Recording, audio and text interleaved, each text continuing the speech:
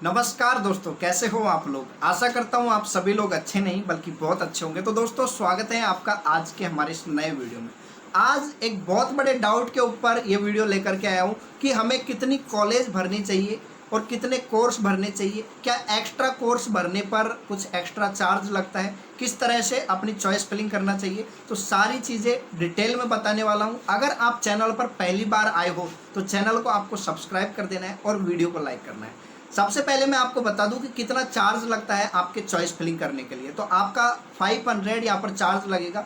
Rank card आने के बाद में आपकी ये प्रोसेस स्टार्ट होगी। तो जैसे ही आपका रैंक कार्ड आता है 500 का आपका चालान कटेगा। जिस आईसीआर की साइट पर आपने रजिस्ट्रेशन किया है, आपकी पूरी काउंसलिंग इसी साइट पर चलने वाली है।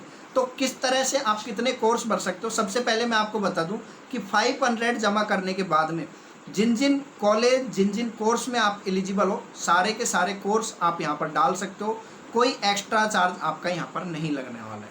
लेकिन यहाँ पर एक चीज़ का आपको ध्यान रखना है कि कोर्स को और कॉलेज को आपको अच्छे से अरेंज करना है। अगर आप अच्छे से अरेंज नहीं कर रहे हो और ऐसे ही जो आपको वहाँ पर दिख रहा है उसको डाल रहे हो, तो हो सकता है कि आप जिस कोर्स में जाना चाहते हो, आप जिस यूनिवर्सिटी में जाना चाहते हो, आप जिस कॉलेज में जाना चाहते हो, वो आपको ना मिले। और जैसे क्या करते हैं स्टूडेंट यहाँ पर कि उनको पता चल गया कि सारे के सारे कोर्स हम यहाँ पर डाल सकते हैं।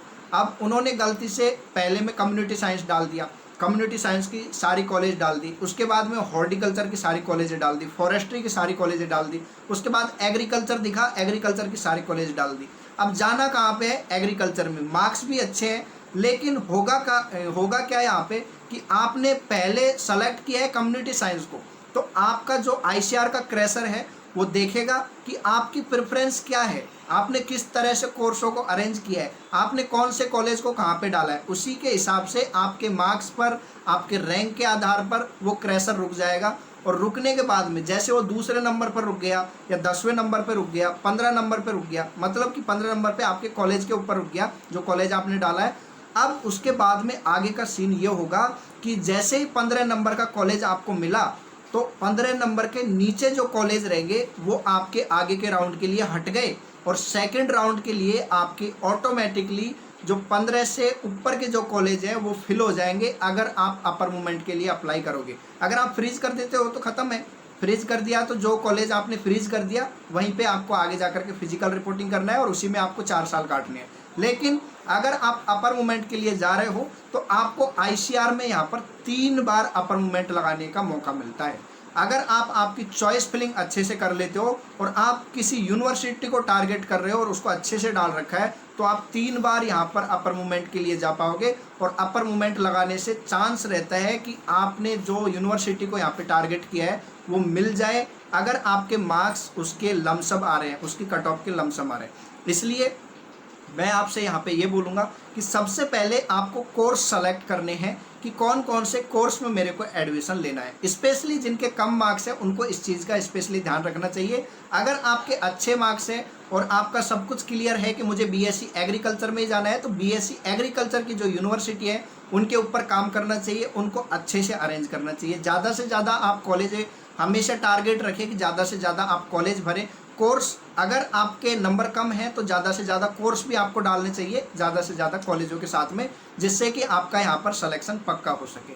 ठीक है, अगर आपके अच्छे मार्क्स हैं तो आपका कम कॉलेजों से भी काम चलेगा, लेकिन कम कॉलेजों में भी आपको उनको अच्छे से अरेंज करना है, जिससे कि अगर आपको 10 नंबर का 15 नंबर का कोई कॉलेज मिले तो आगे आप अपर मूवमेंट के लिए अप्लाई कर पाओ। ठीक है, ये आपका यहाँ पर सीन। अब क्या करना चाहिए? ज़्यादा मार्क्स वालों को तो मैंने बता दिया। अब कम मार्क्स वालों को कोर्स किस तरह से अपने अरेंज करने चाहिए। आपको सबसे पहले सेलेक्ट करना है कि मुझे इस कोर्स में जाना है। अब काफ़ी सारे स्टूडेंट रहते हैं जिनका फैशन रहता है कि वो हॉर्टिकल्चर में ही अपना भविष्य बनाए, तो हॉर्टिकल्चर को सेलेक्ट करेंगे। अब कुछ स्टूडेंट ऐसे भी हैं, जैसे आज मैं एक स्टूडेंट से बात कर रहा था, उसके मार्क्स थे 550। मैंने उससे बोला कि तेरे को एग्रीकल्चर मिल जाएगा, लेकिन उसने बोला कि भैया एग्रीकल्चर तो चाहिए ही नहीं, पिछली बार मेरे को जीबी पंथ मिल गया था लेकिन मैं छोड़ के आ गया। अब मुझे जो टैग वाले कोर्स हैं, मतलब जैसे बीटेक डेयरी टेक्नोलॉजी हो गया, बीटेक फूड टेक्नोलॉजी हो गया, इनमें ही मेरे को एडमिशन लेना है। तो इस तरह के स्टूडेंट हैं, उनको अपने कोर्सों को अच्छे से अरेंज करना है। ठीक है, कि कौन सा कोर्स मेरे को पहली प्रायोरिटी में चाहिए, उसकी कॉलेजें आपको अरेंज करनी है। और उसके बाद में दूसरे नंबर पर कौन सा कोर्स, 13 कोर्सेज आपके हैं। अगर आपके कम मार्क्स हैं और आप सोच रहे हो कि मेरा सिलेक्शन होगा कि नहीं होगा, तो मैं आपको बता दूं, अगर आपके मार्क्स 300 प्लस हैं, चाहे आप कोई सी भी कैटेगरी से बिलोंग करते हो, अगर आपके मार्क्स 300 प्लस है और आप आपकी चॉइस फिलिंग को अच्छे से कर लेते हो, अपने कोर्सों को अच्छे से अरेंज कर लेते हो, तो मैं बता रहा हूँ आपको कि लास्ट राउंड तक, मॉपअप राउंड तक आपको एक सीट ICR में किसी न किसी कोर्स में, किसी न किसी कॉलेज में मिल जाएगी। अगर आपको कॉन्फिडेंस नहीं आ रहा है कि मैं किस तरह से कॉलेजों को फिल करूँगा, कौन सी कॉलेज को मेरे को डालना चाहिए, कौन सी को नहीं डालना चाहिए, कौन सा कोर्स मेरे लिए अच्छा है, तो कोर्स के लिए मैं एक वीडियो बना चुका हूं जिसमें मैंने आपको पूरा डिटेल बताया है कि कौन सा कोर्स आपके लिए अच्छा हो सकता है। उसमें मतलब कोई कोर्स है, उसके अंदर क्या चीज़ है, क्या पढ़ाया जाता है, किस स्टूडेंट को उसमें पढ़ने में इंटरेस्ट आएगा, वो सब कुछ मैंने उस वीडियो में बताया। तो उस वीडियो का लिंक मैं डिस्क्रिप्शन में दे रहा हूँ, उस वीडियो को जा करके देखना, आपके थोड़ा कोर्स के बारे में क्लियरिटी आ जाएगी। ठीक है, कोर्स वगैरह अगर उसके बाद में भी क्लियरिटी ना आए, आपको कॉलेजों के बारे में नहीं पता चल रहा है, आपको एलिजिबिलिटी के बारे में पता नहीं चल रहा है, तो भाई किसी की हेल्प ले लेना, खुद से मत फंसना। अगर खुद से फंसोगे और गलती से जिस यूनिवर्सिटी में एलिजिबल नहीं हो उसको डाल दिया और वो यूनिवर्सिटी मिल गई, तो वो आपके डॉक्यूमेंट्स रिजेक्ट कर देगी। डॉक्यूमेंट्स रिजेक्ट करने के बाद में आप दोबारा से डॉक्यूमेंट्स डालोगे तब भी वो आपके डॉक्यूमेंट्स रिजेक्ट ही करेगी, क्योंकि आप उसमें एलिजिबल नहीं हो। ठीक है, तो एक बार रिजेक्ट कर दिए, दूसरी बार में भी रिजेक्ट हो जाएंगे और फाइनल में क्या होगा कि आप मॉपअप राउंड के लिए भी एलिजिबल नहीं होगे, क्योंकि मॉपअप राउंड का एक यहाँ पर रूल है कि आपके मेन काउंसलिंग में कोई यूनिवर्सिटी आपके डॉक्यूमेंट्स रिजेक्ट करती है और आप उस यूनिवर्सिटी में मतलब ऐसे ही छोड़ देते हो, तो आप आगे जा करके मॉपअप राउंड में एलिजिबल नहीं रहते। तो इसलिए आपको जो भी यूनिवर्सिटी मिले, डॉक्यूमेंट्स वेरिफिकेशन के ऊपर आपको बहुत अच्छे से ध्यान में देना है। तो इसलिए मैं आपसे बोल रहा हूँ कि मिडिल मैन की आपको सहायता लेनी है।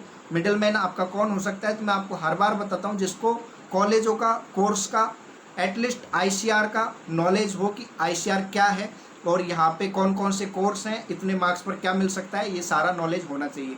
अगर नॉलेज नहीं है, कोई आदमी आपको ऐसा नहीं मिल रहा है, तो आप किसी पेड काउंसलर का यहाँ पर हेल्प ले सकते हो। आप चाहते हो एग्रो गूगल से अपना चॉइस प्रेफरेंस बनवाना, तो नीचे आपको नंबर दिया है, इस पर आप हमसे भी कांटेक्ट कर सकते हो। और अगर आपको एग्रो गूगल पसंद नहीं है, तो आप जिसका भी वीडियो देखते हो, जिसको आप फॉलो करते हो, उसका आप पेड काउंसलिंग लेकर के अपना जो फ्यूचर है वो सिक्योर कर सकते हो। लेकिन पेड काउंसलर सेलेक्ट करते टाइम भी आपको ध्यान देना है कि ऐसा बंदा ना हो जो आपका फ़ोन ना उठाए या आपको आपकी आखिरी टाइम पे मदद ना करे, और ऐसा भी ना हो कि वो एग्रीकल्चर से रिलेटेड नहीं हो, क्योंकि मार्केट में ऐसे बंदे भी हैं जिनका पीछे का बैकग्राउंड एग्रीकल्चर है नहीं, फिर भी वो NIRF की रैंकिंग लेकर के, ICR की रैंकिंग लेकर के आपका काउंसलिंग कर रहे हैं, और उनको ना तो कॉलेज का पता है और ना यूनिवर्सिटियों का पता है, ना सब कैंपस का, ना मेन कैंपस का।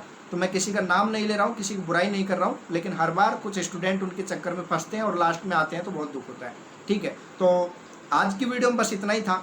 आशा करता हूँ आपको यहाँ पर समझ में आ गया होगा। अगर आपके अच्छे मार्क्स हैं तो किस तरह से आपको अपनी कॉलेजों को डालना है, और अगर आपके कम मार्क्स हैं तो किस तरह से आपको अपने कोर्स और कॉलेजों को डालना है। तो धन्यवाद दोस्तों, आपने हमारा पूरा वीडियो देखा, आपका हृदय की गहराई से, दोस्तों आपने हमारा पूरा वीडियो देखा, बहुत धन्यवाद, की गहराई से प्रेम पूर्वक बहुत बहुत धन्यवाद। Thanks for watching.